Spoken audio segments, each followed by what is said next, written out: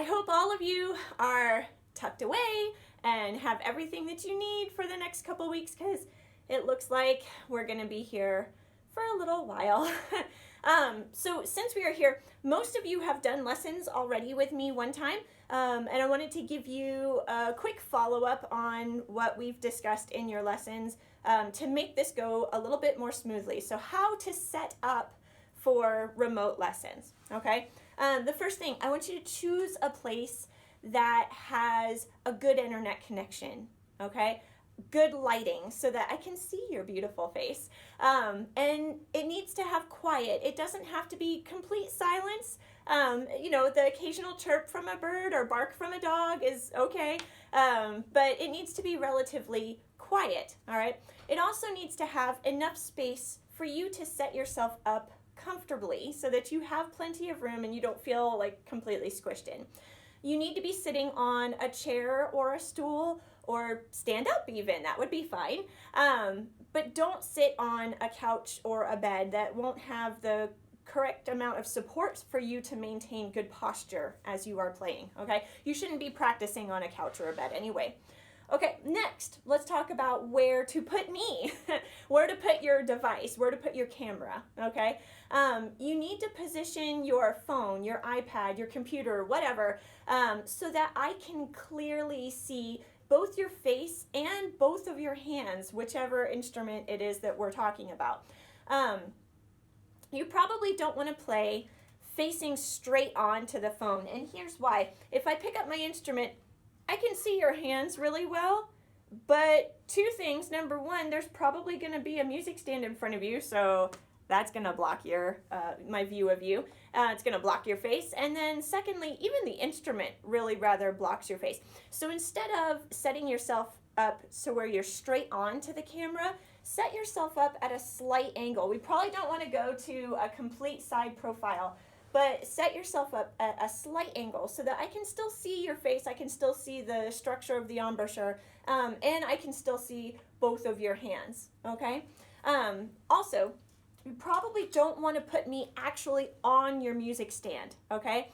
And here's why. If I put myself on the music stand,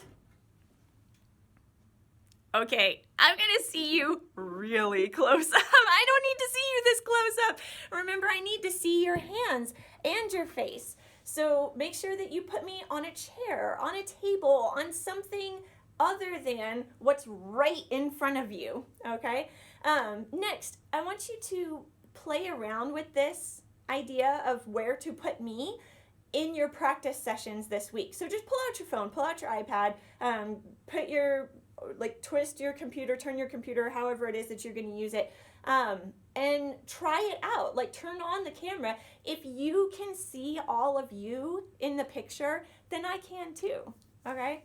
Now, let's go on from me and talk about you again. What do you need to have on hand? Obviously, you need to have your instrument, right? You probably want to have your reeds close by so that if something happens and you decide, I need to change to a different one, you can quickly do that because it's right there, okay?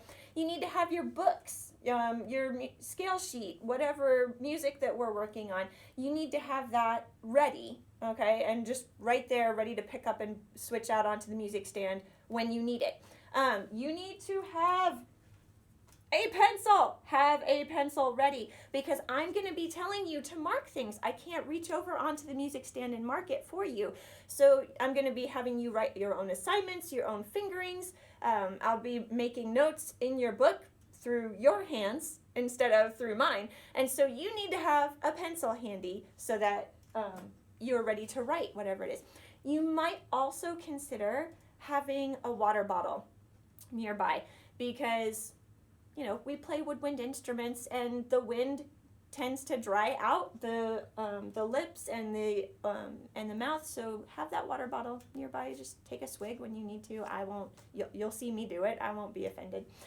Okay, I advise a couple of finer points. I advise against using headphones on your end, especially wireless headphones like AirPods, okay? Why? Well, number one, the headphones will alter the way that you hear yourself. I want this to be as close to what you are accustomed to as possible. You don't typically hear yourself through blocked ears, right? Now, I sometimes do because I play with earplugs in orchestra sometimes, or in wind ensemble, definitely. If you are in marching band, we should discuss earplugs next time that we talk. But that's neither here nor there. And then wireless headphones tend to create an additional lag in the signal, and so whatever delay that we're already experiencing, because information has to travel from your device to my device and then from my device to your device, that's going to be increased by wireless headphones, because now that signal has to transfer from your device to your earbuds. Okay, so just go without. Use the speakers that are on your iPad or on your phone or on your computer.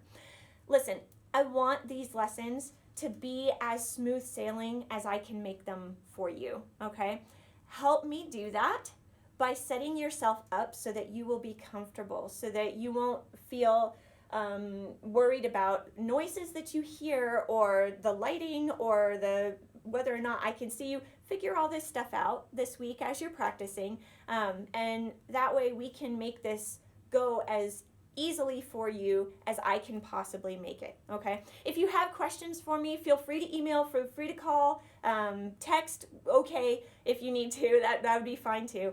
And I will see all of you next week. Have a great week, everybody.